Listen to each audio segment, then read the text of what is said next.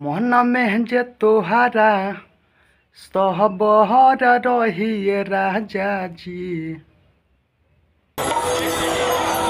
साला बड़ी भीड़ लागल बा।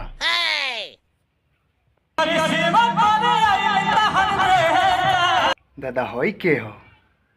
नीलकमल सिंह और वो पवन सिंह के चुनाव प्रचार में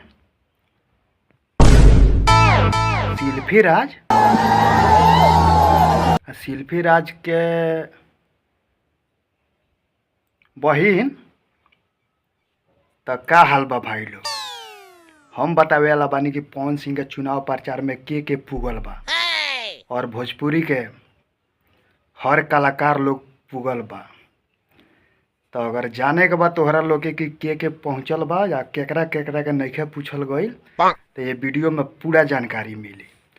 तो तू लोग वीडियो में बनल रहलो और हम बताओ तनी के पुगल बा। अंकुश राजा दोनों भाई चुनाव प्रचार में, अरविंद अकेला कल्लू चुनाव प्रचार में, विजय चौहान चुनाव प्रचार में और भोजपुरी के अनेक कलाकार लोग पहुँचल बा। आ खेसारी लाल यादव के पते नहीं खे, लेकिन एगो वीडियो में हम बतैले बानी कि खेसारी लाल आइल बड़े। बुझा तो गलती हो गई बा,